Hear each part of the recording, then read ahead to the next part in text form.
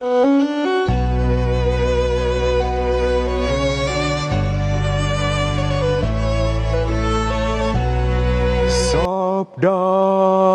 Tuhan, sabda hidup.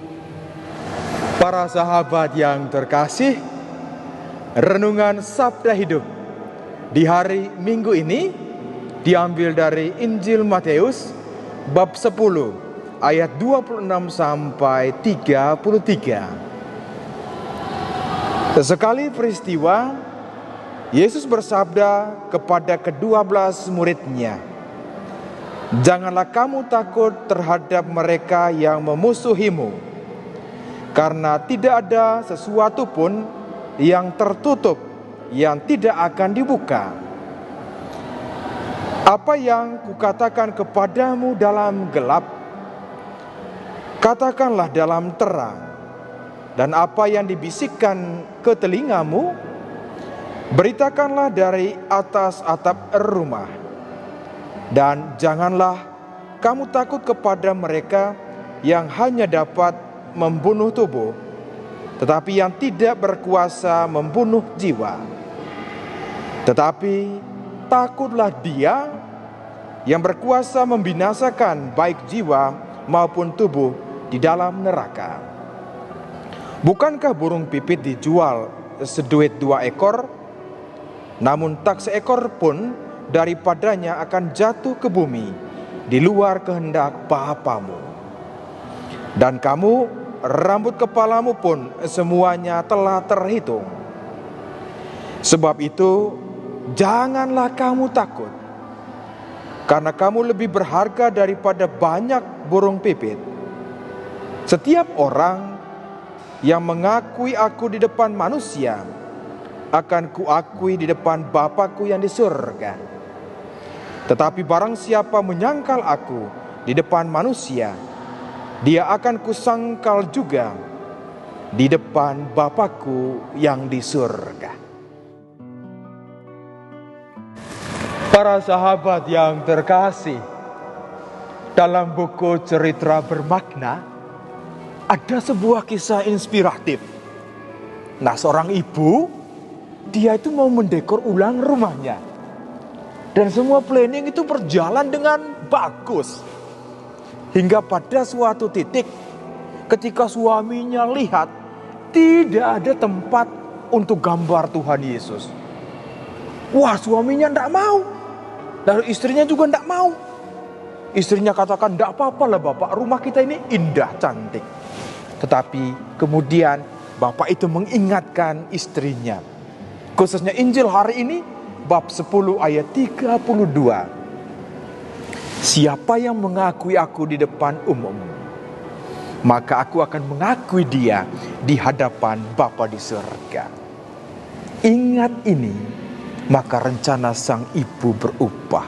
Gambar Tuhan Yesus dipajangkan begitu indah. Orang yang datang ke rumah itu berkata, "Sebetulnya mata Tuhan Yesus tidak hanya tertuju kepada kalian, tetapi kepada siapa saja yang datang ke rumah ini. Siapa saja yang masuk rumah itu, hati tentram karena jamahan sapaan Tuhan Yesus secara tidak langsung. Maka kegembiraan dirasakan oleh keluarga ini." Para sahabatku yang terkasih, ketakutan dirasakan oleh ibu tadi. Dan bisa jadi menjadi ketakutan setiap orang dalam kehidupan ini. Siapa yang tidak takut? Kitab suci saja bahkan nulis itu 365 kali takut. Itu berarti bahwa takut ini bagian dari perjalanan hidup manusia. Takut situasi COVID-19, siapa yang tidak takut? Wah, takut untuk gimana makan minum di hari esok, sekolah anak-anak, semuanya campur aduk. Tetapi bagi kita yang percaya kepada Tuhan, ketakutan ini akan diubah menjadi sebuah sukacita. Kalau kita sungguh-sungguh percaya. Burung pipit, waduh, rambut di kepala, bahkan sudah terhitung oleh Tuhan.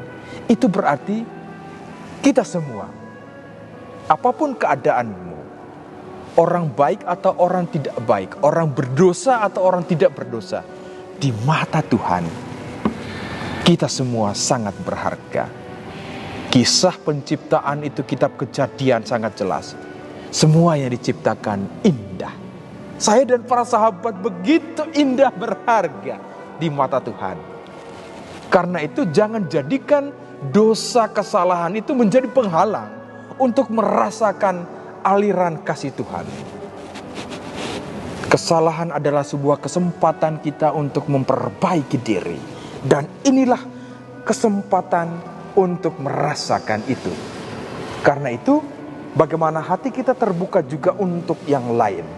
Ketakutan ada, tetapi dalam situasi ketakutan seperti ini merupakan sebuah kesempatan.